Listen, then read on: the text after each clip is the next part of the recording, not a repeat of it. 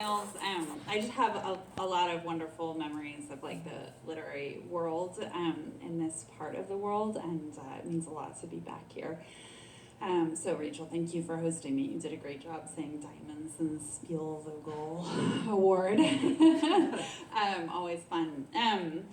Yeah, it's this book has been in the world for about a year now, but when they asked if I wanted to do a couple of events to celebrate the paperback, I basically begged to come here since I hadn't been able to come here for the hardcover, and I'm finding actually that it's really fun to talk about it like a year out, because I've gotten to witness the many and different ways that people have received this book and gotten to hear that kind of incredible, unknowable before it happens thing, which is how a book you make kind of lands with different readers in the context of their very different lives, and they extract different veins of meaning out of it. So I actually feel like the book has become more things to me in the past year by virtue of getting to witness its kind of many receptions with particular readers. So anyway, it's fun to kind of take stock and have this occasion to do it here. So I'm just going to read a couple of passages, and then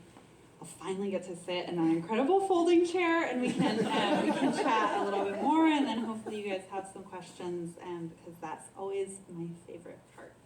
Well, not always, but most of the time. Yeah, so this book, the title, Splinters, refers to some of the emotional content in the book. The book really takes place, it's a memoir that takes place in this very emotionally charged 2-year period in which my marriage was ending and my daughter's life was beginning. And so the occasion of the book, the emotional urgency underneath writing it, the tension that I was most invested in exploring when I was writing it, really had to do with simultaneity, and in particular this like intensely simultaneous feelings of grief and joy or wonder. But I never could have written it, I think, if I hadn't organically kind of found my way to this particular form, which I think of as Splinters. I don't say that in like a weirdly naive way as if to pretend like I somehow invented the fragment or something like that. The fragment is a form, and it has had many wonderful practitioners. But for me, these splinters were sort of whittled, intense, sort of supercharged moments of experience or moments of reflection. They're somewhere between like one, somebody who I did an event with on the hardcover tour was like, they are between 1 and 6 paragraphs. And I was like, great, I didn't count, but that seems right. And now I know the stats. But yeah, there are these splinters of prose, these splinters of experience. And so in that way, Splinters is very much about form, as well as referring to the attempt to document these kind of moments or experiences, relationships, people, memories that lodge often uncomfortably or even painfully under the skin, but feel also like they became a part of me, a part of my body, a part of who I am. So it's the title is about form as well as content, and I'm going to read a few of those splinters here.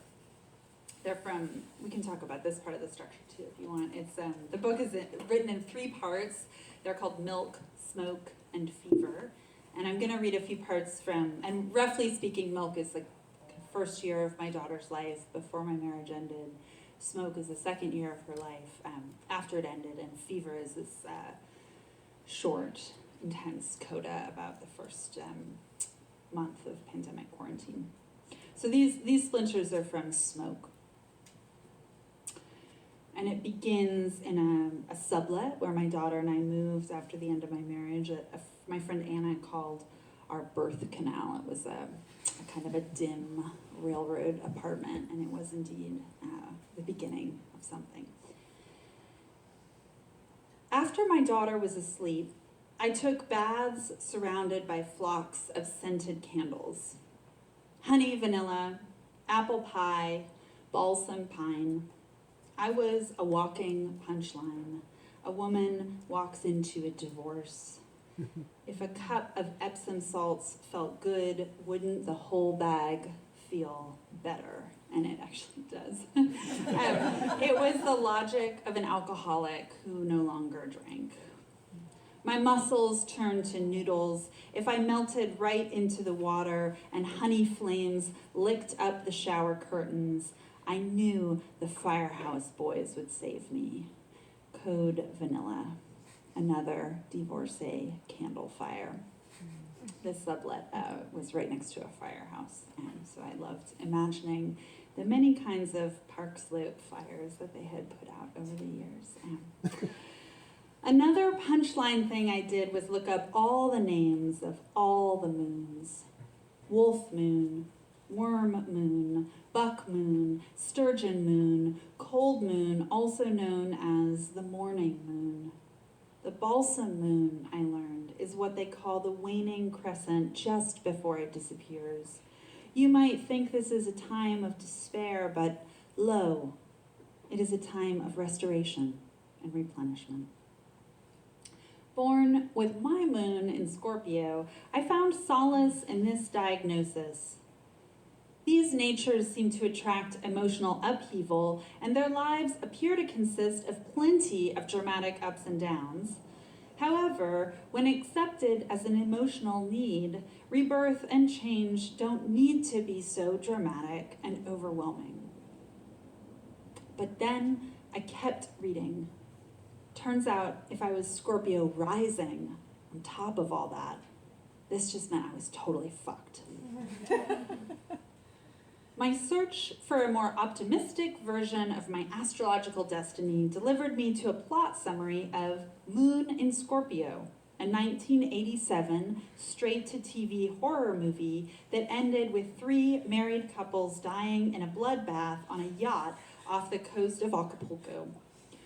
Whenever I read about a married couple who died together, I thought, well, at least they made it to the end. Every time a friend Googled anything on my computer, my armpits prickled with sweat. What would emerge from the confessional booth of my autocomplete? Maybe those late night hours spent watching YouTube videos of the Mormon Tabernacle Choir, all these white men in suits singing Amazing Grace, like an office of mortgage brokers summoned for the rapture. Sometimes I imagined my therapist saying, maybe you should just start drinking again. But I couldn't help it. Their music opened a little door inside me. Their jowls and their comb-overs, their matching gray ties, their voices reaching toward God. It was some kind of alien grace. They surrendered themselves to a larger beauty. I'm going to read 2 more splinters and then talk. When I was a kid, my mom and I used to play a game where one of us would give the other one 6 words that had to be woven into a story. For example, I'd say treehouse, princess, water slide, peanut butter, popsicle, flamingo. Then she would tell a story about a princess who lived in a treehouse with a faithful pet flamingo who had lost all her pink coloring, and they had to go in search of the frozen forest of magical peanut butter popsicles that would grant your deepest wish. But once they found it, the flamingo realized her deepest wish was not to get her color back, but to find some way of making other flamingos happy, especially all the blind flamingos who could no longer see the sky. Blind flamingos, I would say. I didn't say anything about blind flamingos. My mother would remind me that once I gave her the terms, the story was hers. And in my mother's story, the princess and the flamingo built a massive water slide in their treehouse so that all the blind flamingos could slide down it. It was an early version of this lesson. I didn't get to write the story on my own. My sublet life was firehouse, ramen, cold nights, gummy cherries, lawyer bills, baby. Really, it was mainly just baby, baby, baby. Baby, baby, baby. What was its moral? Where was its water slide?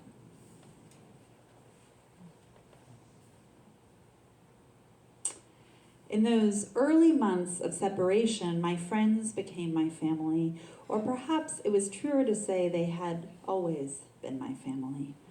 I'd often been a creature turned like a compass needle toward the intoxication of falling in love, even in sobriety, especially in sobriety.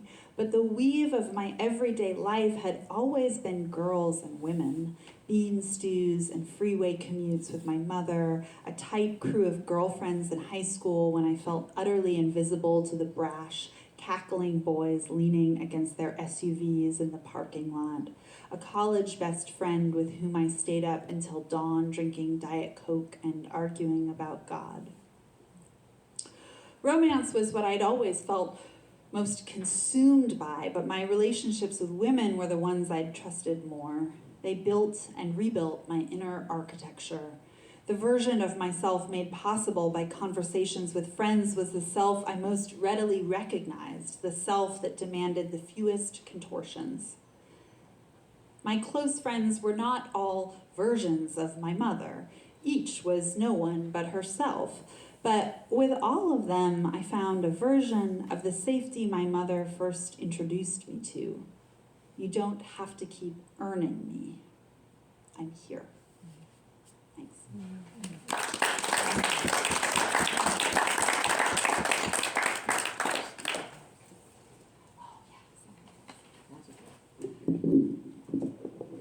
All right, let's see. Is 2 microphones too much? Well, see, we were told, I hope this isn't, talking out of class, but we were told that if the microphones started to crackle, we should just hold them in a very sturdy way right in the middle. And it just actually felt really moving to me. Like, if they got wobbly, they just needed to be held. They just need to be held. to be held. Thank you for that reading. Your Very socks beautiful. are awesome. They were really I didn't see them earlier, and now they're kind of the star of the show. That was a power move. Yeah. I was trying to compete with your boots. Yeah. Something. Okay, so you were talking about the form in the beginning of the book, and you said something that kind of relates to a question that I actually wrote down. So it's perfect, which is you were saying that you kind of organically came to this form. And I was really curious when I first read the book about kind of what the process was like writing it. I had a theory for a little while that you actually wrote like 8 different complete memoirs and then like slowly collaged them together somehow.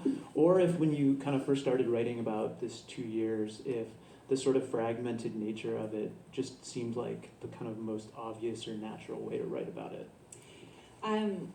Great question. And I love, though it didn't happen this way, I love the version of events in which I had 8 memoirs, and I just took like the absolute best moments from all of them and stitched the rest. Because that is kind of what my writing process is often like massively overwriting and then just like needing to rigorously whittle down.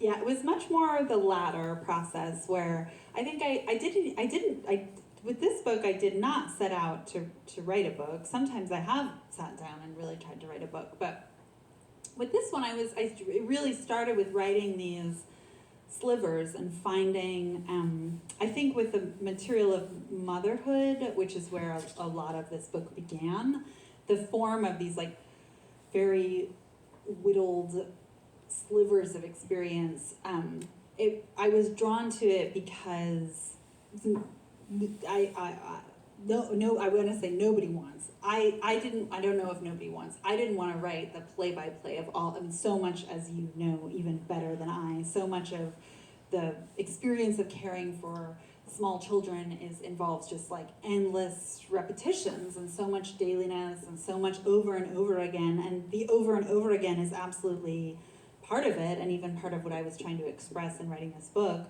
But I felt like having these like very whittled, sort of searing fragments that took you into one moment of this experience, one night where I couldn't get her to go fucking sleep, or one time when I opened the fridge and it was just like all decaying cucumbers and like rotting aspirations, or I think there was something about the excess and repetition of the experience itself that made me feel very drawn to a form that was somehow kind of coming at that particular kind of excess orthogonally, like offering a way to like winnow it down and give it some kind of shape and some kind of boundaries. And then I just found myself coming into a kind of rhythm with these. I like that they stayed very close to like bodily sensory experience. I like that they often started with some kind of moment of deflation or puncturing, some moment where I have an idea about how things are going to be, or I'm like monologuing about something, and then experience interrupts and kind of takes me off my high horse or destabilizes me somehow. There's a lot of destabilization or like pivots or things kind of falling apart in these I'm thinking of the moment where your daughter's choking on the grape. Yeah. I don't know if anybody has read it yet, but there's a moment that's like exactly that, where you're like talking about something very highfalutin, and a student says, like, I think your daughter's choking on a grape. Yeah. And in fact, what I was talking about was, I was at this event with some of my students, and it was like a graduation celebration for them. And I had brought my daughter, and she was like 18 months, and she was in one of those like outward facing carriers. And I was really monologuing about how motherhood had like sharpened my attention, like, made me really aware of all of these little things, blah, blah, blah, blah. And then one of my kids was like, I think your daughter is choking on a grape right now, like right underneath you. She's fine. That was like 6 years ago. But yeah, and I think there's something about the shape of these little fragments that kind of lent itself to, and was also drawn to those moments where, because the macro structure of the book is like something's coming apart, like the script I thought I was inside of, the script of marriage and raising a child in the way that I had imagined and hoped for, that the life I thought I was inside of was coming apart. And so I think I was sort of drawn in this like fractal way, if that's correct to say. I'm always using like metaphors for math and natural sciences where I'm like, yeah, fractal, it sounds right. But where the small version sort of reproduces something about the structure or shape of the larger version, like the small moments are doing that too. And then I think I came to really appreciate it. I also wrote more of this book on straight to the computer than a lot of my previous books, where I had sort of written longhand and then transferred it to the computer. And with this, I started to experiment with like doing more original composition on the computer, and it actually changed my voice a little bit, but not in the way that I had feared. I think I thought writing onto the computer was going to make me like lose whatever lyricism I had, pretentiously imagined I had some access to. But actually, I think writing straight to the computer made my sentences a little bit shorter, and it made the writing a little bit drier or sharper in some way. It kind of pushed back against excess lyricism or torqued it in a particular way. So there was just something, there was a different feeling that started to attach to the form, and then I kind of followed that towards the possibility of what a book might look like. Thank you.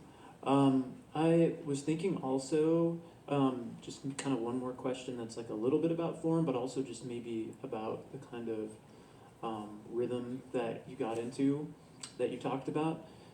I was really kind of impressed and also sort of like shocked and delighted by like the kind of tonal diversity of even sections that are very close to one another, like moments of intense joy and then moments of like deep despair or deep questioning in really close kind of juxtaposition with one another. I'm thinking of something like not being able to hold your daughter when she's born, and then being held by your mother like a page and a half later, which are like kind of like a peak and a valley so close together. And so I'm also kind of curious about when you were sort of maybe either writing or going back and editing, what you were thinking about in terms of like how those things would situate next to one another. Yeah, it's a great question. And I also, just even that evocation of how the book is working or how it wants to work just feels so, I feel very witnessed, Peter, so thank you. Just like that juxtaposition of like joy and despair and ridiculousness and humility and boredom and, just wanting. It doesn't feel held right now. It really I know, is. I need to hold it. But just like kind of wanting to summon the way, wanting to find a kind of form and a kind of language and a kind of structure that could express on all those levels, like in the sentence, in the page, in the section, in the book as a whole, that kind of the way that life always, but especially during this 2-year period, felt forcibly defined by kind of juxtaposition and simultaneity, and like a day, an hour sometimes would feel like it held real despair and also real joy. And some of that came from the particular set of pressures that this book is about, like new motherhood and divorce and the ways in which they were happening at the same time. But I think what I was initially motivated by those two forces as kind of drivers of like peaks and valleys existing in close proximity. But then I started to think, yeah, I'm actually interested in the way that that's part of life always. And part of my hope for the book, honestly, was that like even people who didn't share any of the experiences of the book, people who weren't parents, people who'd never been married, people who'd never been divorced, would still find something to connect to, and just like, oh, I've never been through any of these experiences, but I have felt joy and grief in close proximity, which I think everybody has felt at some point. And so part of what the Splinters, these like little units, to your question, allowed me to do is just pivot quite frequently, because I wasn't staying in scene for pages and pages and pages, and I wasn't trying to write just a kind of straight chronological progression. It allowed me to sort of turn quite frequently and sometimes quite abruptly between feelings, but that feeling of pivoting was exactly what I wanted the book to hold. Yeah, that makes sense to me. Okay, so maybe like a more content-related thing. Something, I guess, that it seems silly to say, like, again, like that I identified with this, because obviously it's like a very different experience, but one of the things that seemed kind of a little bit universal was in the aftermath of having a kid or being like newly a parent, that sort of battle between, in your case, like motherhood and art making. And it was something that I noticed you returning to a lot in the book in a lot of different, very interesting ways. Like sometimes it's in a very visceral way.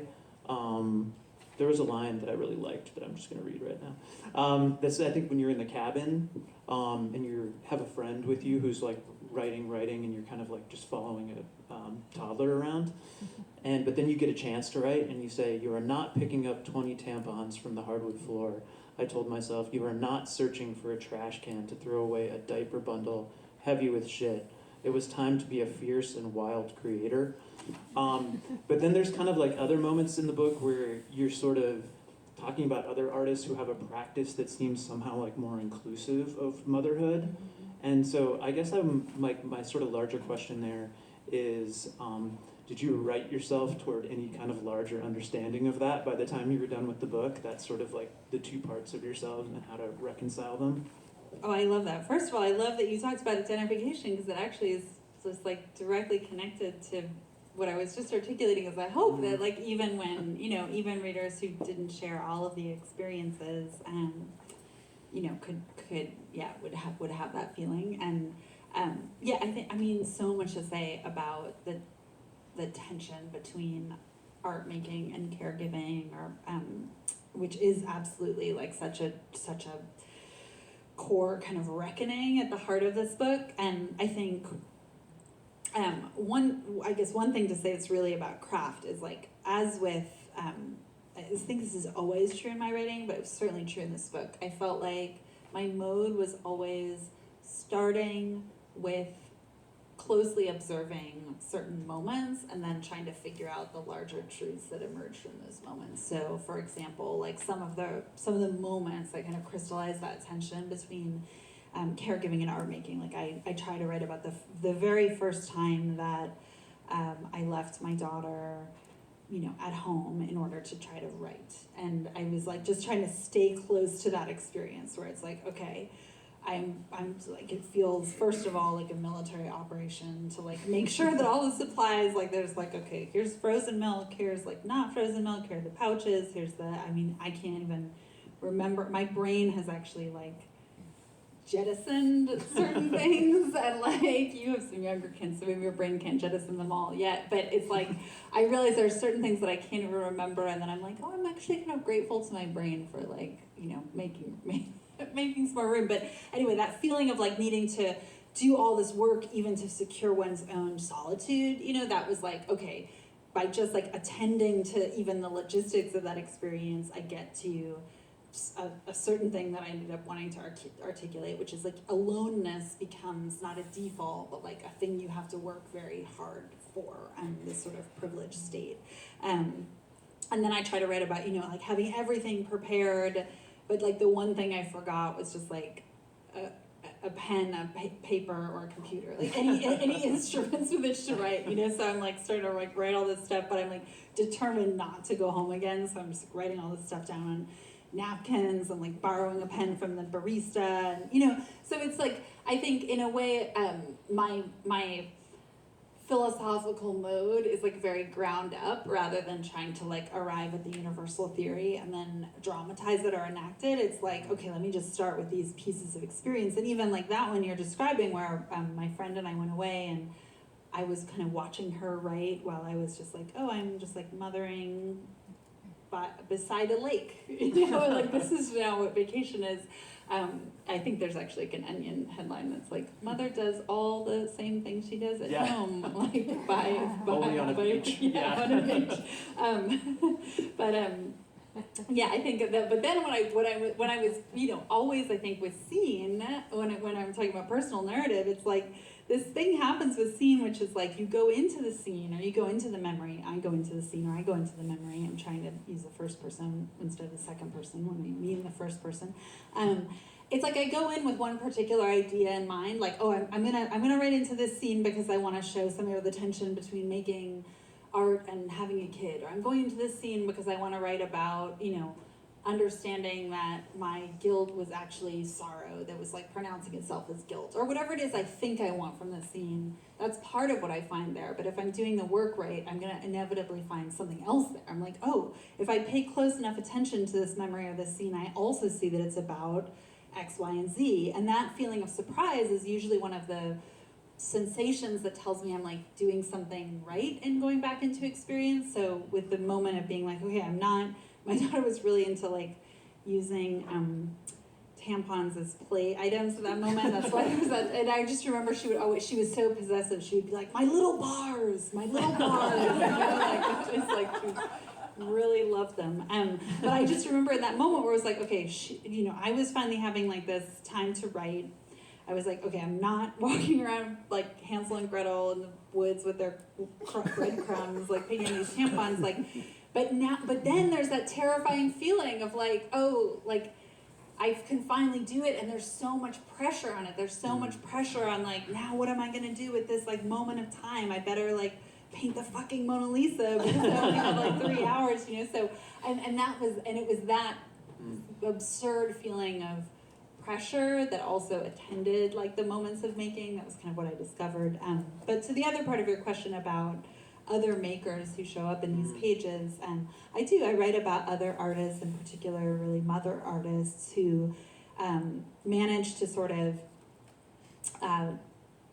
think about their art making and engage in their art making process in a way that's not just about kind of these two competing gods, like kid art or kids art, but actually make, like the artist Wendy Red Star like has a collaborative art process with her daughter Beatrice, where they work as docents together, they compose and model and photographs together, they work on textiles together, like it's like very much, and actually one of Wendy Red Star's, one of the kind of painting series that she's become most known for, and I tell this story in the book, and I love this story, are these annotated archival photographs taken in DC in the 19th century of members of the Sioux tribe, and she annotates these archival photographs with like both kind of like information about the actual subjects of these photographs, but also kind of like almost speculative imaginings of like the wry narratives that might have been going on in their minds, like as they were being turned into subjects, and all the ways that these photographs are turning them into subjects. But these like really incredible annotated archival photographs emerged from bringing her daughter to the studio one day and seeing her daughter kind of start to like draw with her markers on this like stack of photographs that Wendy Red Star had left out. And I love that. I'm sure it's not always like that, right? Like your kid messes up something with marker and you're like, oh, maybe this will yield an idea that will get me a Guggenheim or whatever. But I love that in that instance it actually, in the kind of disruption of her plans and the kind of necessary bringing together of caregiving and art making, something did arise that was actually really, she might not have been able to get to in another way. So I didn't exactly develop a grand universal theory out of all of those, but I did start to understand some particular instances in which necessity was the mother of invention, as it always is, and that necessity could be the mother of invention in the particular context of motherhood, but also that disruption is the mother of invention, and kids are, nothing if not like constant agents of disruption. You have your plans, they disrupt them, and that seeing in that sort of, that energy of upheaval, I was really drawn to kind of instances of possibility. Yeah. I think maybe I'll do one more question, and then we can turn it over to questions from the audience. The last thing that I wanted to ask you was actually about questions. When I think about your work in general, of all the books of yours that I've read, I always think of you as somebody who is constantly asking the next question in like your essays and your memoir, kind of never letting yourself off the hook, never letting like a passing thought off the hook, and really kind of interrogating things. And I wondered in this book, like what, I don't know, some of the questions were that you kept returning to. I think I have, like ones that I maybe got from my reading, but I'm wondering what the ones were for you that you felt like kept coming back. Yeah. There's a question that shows up pretty early in the book, I think maybe about 4 pages in, and part of why it's there is because it wasn't there in the first draft, but once I realized that it was the book, that it was the question that I was most frequently returning to in my mind, I wanted to put it there early on as almost like a kind of statement of the problem, I guess. And that question is something like, would every moment of beauty be haunted by this grief? It's like it's occasioned in the text by this moment where I'm watching my daughter, I think, play this like rainbow xylophone that she loved, but like the way I said in the text is that she treated it kind of like an Old Testament god. Like she was like very fierce, and she was a passionate player. But I just like loved watching her just like beat on this rainbow xylophone. And there's a moment where I'm sort of watching her, delighting in her relationship to this rainbow xylophone, and then sort of imagining the spectral figure of my ex-husband beside me is basically like the person who I could have kind of like locked eyes with and been like, this is fucking intense and awesome that she's doing this, but he wasn't there. And that was also part of this like larger and very painful truth about our lives. And so that's the moment that kind of takes me to that question of like, would kind of like, is every moment of joy always then gonna have this second beat that is like, but here's this thing that's broken around and underneath this joy. And so I think really that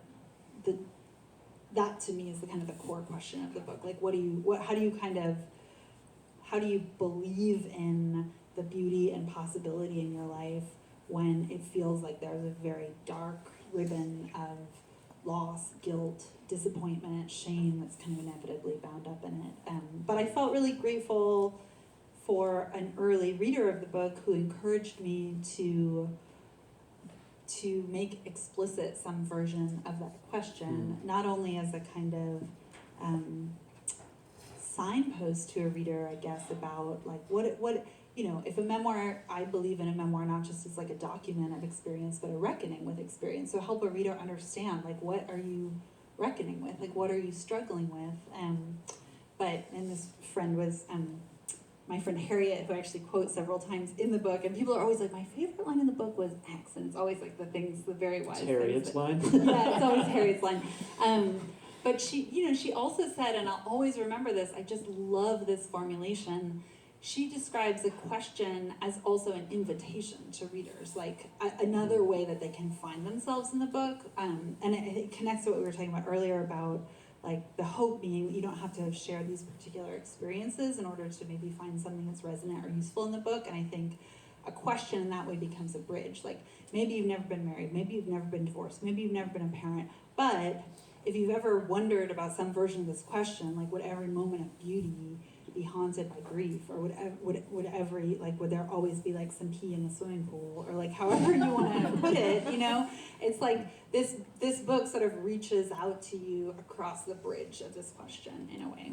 The pee in the swimming pool wasn't Harriet. She always does everything much more beautifully than that. But the core idea that I loved, I think I know the answer to that one. You have 3 sons. So,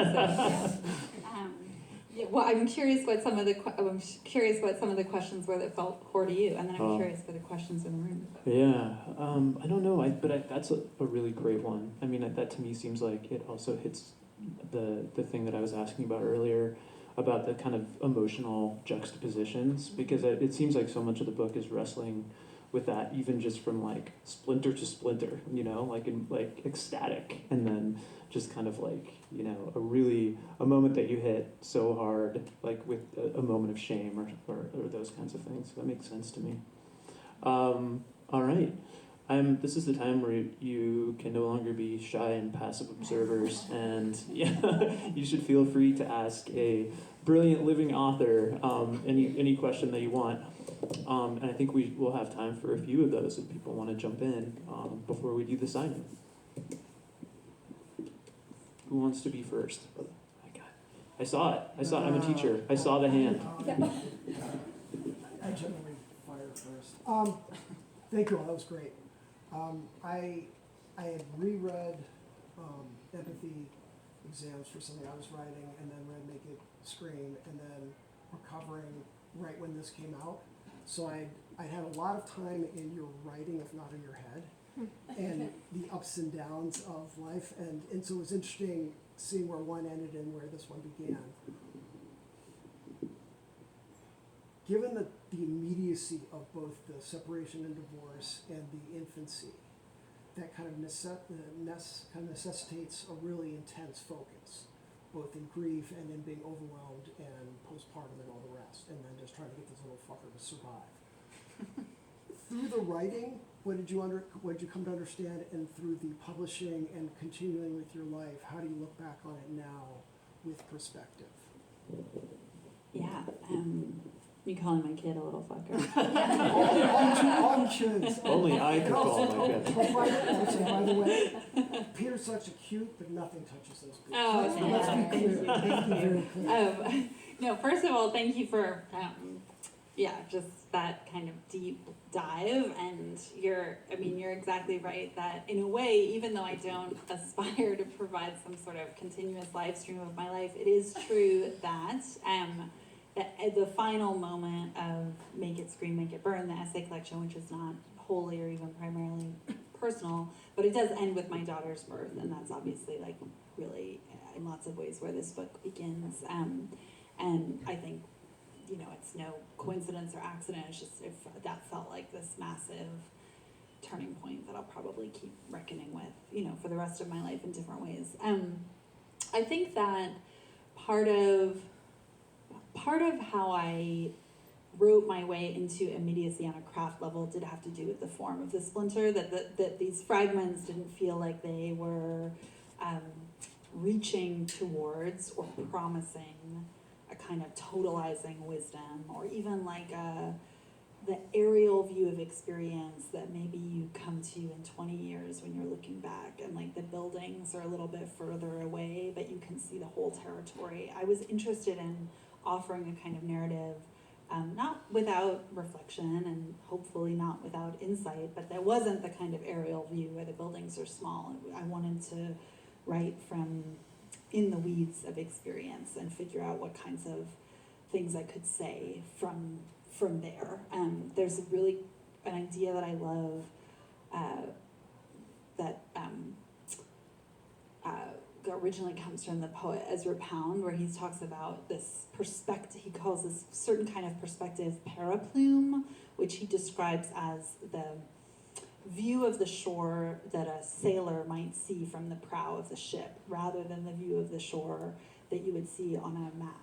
So like in one case, it's like, okay, you're looking at it from above, you see the whole shape of the island, whatever, and in the other case, you're like, on the prow of the ship, and you see the swallows making their nest in the cliff, and you see like the waves crashing against the shore, and it's all a little bit more chaotic and immediate and kind of, sodden with salt spray and whatever. And it's that like paraplane vision that I was really invested in here, like really super saturated, sensory, immediate. And so I think, that was where all of the drafting came from. And then I was revising this book for about 3 years, I guess. So there was a, not a forever period, but a substantive period also of like getting a little bit more distance on some things that I needed, and also just figuring out, like, in this kind of dense, lush array of particulars, like, what were the core questions? What were the core tensions, to get back to Peter's question, and using some of that reflection to kind of organize and shape the material. So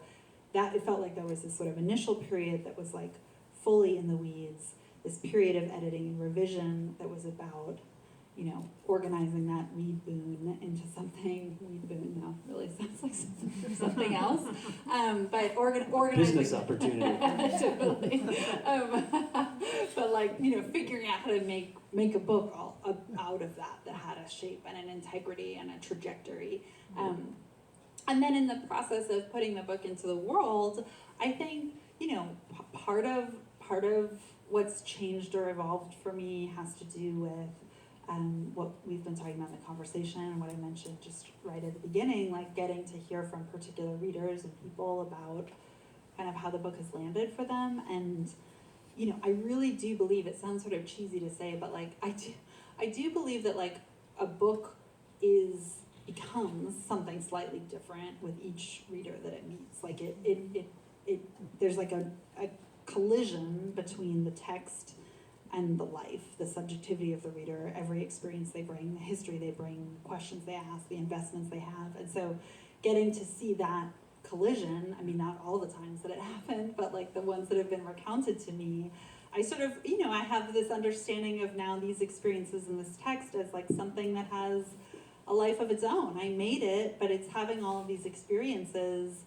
that I have nothing to do with anymore. And so there's a kind of a letting go that's, not entirely unlike parenthood, right? Where it's like, it's spending late nights with all of these strangers who I'll never know anything about. And, so it's like, doesn't always feel good, right? Like sometimes people have a take on the book that I find, insulting or whatever. It's not, I don't want to be like a Pollyanna about it, but essentially when I put ego stuff aside, I really love that about literature, that it's sort of constantly becoming something slightly different in each time.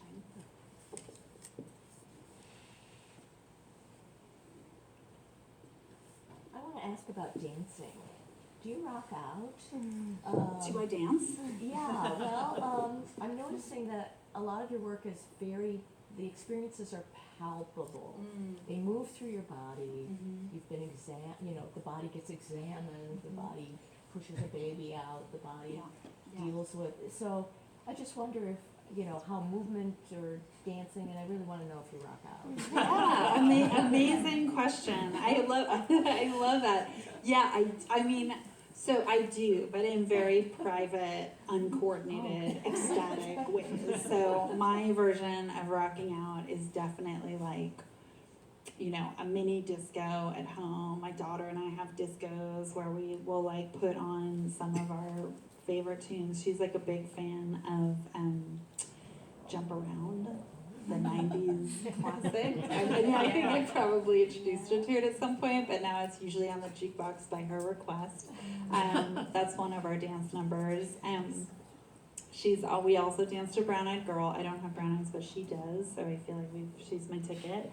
And there is something about that kind of bodily release. I feel like I went to like 30,000 weddings between the ages of 28 and like 33, and I wish I got invited to more weddings now, because weddings are one of the times where I feel like there's like, this occasion to dance with like beloveds and strangers in this like communal kind of holy way. But yeah, I mean, I feel like experiences of bodily surrender and release and possession are ones that I've sought in tons of ways, like through other people, through booze, through drugs, like, and because I've been sober for 15 years, I'm always like, whatever, trying to dump a whole bag of Epsom salts into my bath or something to feel some simulation of that. So dancing is like is a way into that sort of feeling of release that's like a little better than a blackout. So yeah, thanks. So you talked about like being an overwriter at the beginning and then cutting everything way back. How do you like go about looking at what you have after that first or second draft or whatever, and then like determining what's important? Because I feel like if you're writing about your own life, it's like so close to you that it's hard to even know at times what is the real like important fruit in there. Yeah, great question. A couple of different answers. One has to do with sort of this almost like symbiotic back and forth motion between like very intuitive, often embodied, scene-based, moment-based writing. That's often how I draft. And then in the revision process, introducing a little bit more of that analytic way of thinking about it. What are the core questions? What are the core tensions? And those become not only sometimes that explicitly things that show up in the text, but also really ways of trying to figure out what needs to be there and what doesn't. Like if it's serving these core questions and tensions, deepening them, if it's not just reiterating something that I've already expressed. That's a big one for me, is like, if I'm trying to express the way that like my daughter took my impulse towards like super seriousness at all times and like taught me to like take a fucking joke. That's great. There are like 1,000 examples, and in life it's great to like celebrate all of them, but a reader doesn't need all of them in this book or any book. So figuring out like where not only is a moment serving the kind of core questions or tensions, but is it doing something that no other moment in the book is doing? So there's a kind of internal process of figuring out what matters, and also usually, in my experience, taking things away also starts to expose what was missing, because so often for me, like overwriting around something that I'm very confident about or comfortable expressing is also a way of avoiding something that's more difficult to write. So in this book, I think there was a kind of excess in the writing about motherhood in early drafts where I was hitting a lot of the same emotional beats over and over again, but I wasn't fully reckoning with certain aspects of like my marriage grief, basically, because it was too hard early on, and I didn't have enough kind of focal distance, and I was writing too much from places of like indignation and self-vindication and all that kind of hard, brittle, armored defensiveness, and that often for me expresses itself not as like this person was so bad, and more as like this kind of almost knee-jerk self-laceration that's actually not saying anything at all, but it's a way of not saying other things. And so anyway, just figuring out like how is the excess also covering up certain absences, so then taking things away means bare areas are sort of shown more forcefully, and then I have to write into those bare areas too. So that's one part of the answer. And the other part of the answer is readers, other readers. It's just a huge part of my practice to bring other people in. I mean, I worked with an amazing editor on this book who really helped me to see what needed to be there, what was missing, what didn't need to be there. And I also I have just a core group of dear friends and readers who just are, they can see what I can't see. They can see, they can help me kind of like believe in a project when I've lost faith in it, and they can also help me really see like where it needs more and where there's too much. And I remember my friend Colleen, who was the one who was in that cabin, actually reading a draft of The Recovering, which was, ended up at 450 pages. It's not a small book, but it started out at like 800 pages, so really just a doorstopper. And I remember Colleen left me this long voice memo. She read an early draft, and she said, the last third of the book did become a bit and then there was like this really long pause. The pause itself was already information. She was like, this book just became a bit turgid. And I actually had to look up what the word turgid meant. And he was like slow moving, and I knew it wasn't good. I was like, I'm sensing turgid isn't like what you want in your blurb, like a deeply turgid about it, like a dictionary or whatever. But it was like, but there was something about, she was telling me, she was telling me something I needed to hear, and I'll never kind of forget that. There's always a feeling of shame, when your work is read and sort of exposed in its deficiencies, but I really believe in that shame, for all kinds of reasons. I'm wondering, over the course of your life and career, as you're in the weeds and trying to record experience, if your approach has changed to how you write to moments when you're living them, especially with something that you don't know where the end, like there isn't an end point in life. So, yeah, what if you could talk a little bit about that?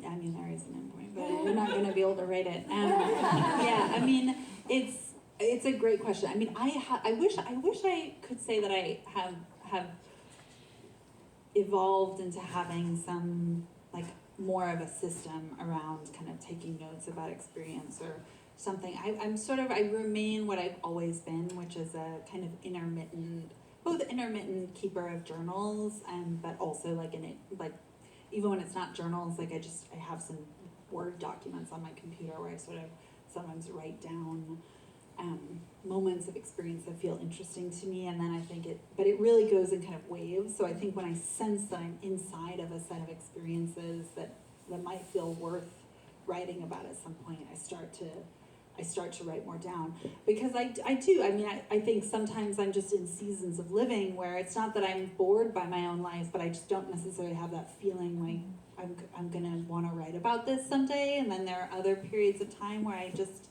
do feel more like I feel like I'm inside a crucible of some kind, and often because those are experiences that hold more sort of emotional urgency, tumult, the writing things down also does become a way to survive experience by sort of staying curious about it and trying to find language for it, and all of that kind of it can be a source of vitality when you're in the midst of difficulty. And so I think some combination of that, like that vitality producing energy that comes from taking notes, and some sense or hunch that this might be worth writing about, I will start to document it a little bit more. But